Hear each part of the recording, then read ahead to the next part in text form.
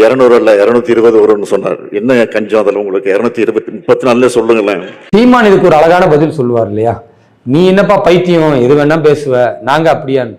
அதனால இந்த வசனத்தை நீங்க இதுக்கு பொருத்திக்கலாம். ஒரு அடிப்படை அறிவாவது வேணுமா இல்லையா? 5 வருஷத்துல 4 வருஷம் நீங்க மக்களுக்கு ஒண்ணுமே செய்யல. சட்டம் ஒழுங்கு சீர்கேட்டில இருந்து, சொன்ன வாக்குறுதி மாற்றத்துல இருந்து எல்லாத்தையுமே மக்களுக்கு எதிராக செஞ்சுட்டு மக்கள்லாம் கொதிச்சு போய் கிடக்குறாங்க.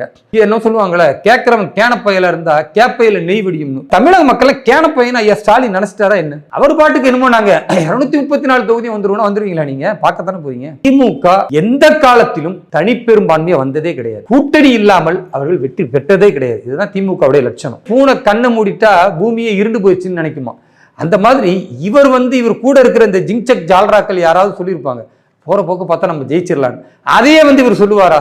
அது ரொம்ப பரிதாபகரமாக தான் இருக்கு ஐயா ஸ்டாலின் அவர்களை பார்க்கும் பொழுது. 2026 தேர்தல் வெற்றி பாரதிய ஜனதா கட்சி அதிமுகவுடைய அந்த கூட்டணிக்கு கிடைக்கும் பொழுது இவர் எதிர்கட்சிக்கு கூட தகுதியற்றவர் என்று மக்கள் புறக்கணித்து விடுவார்கள்.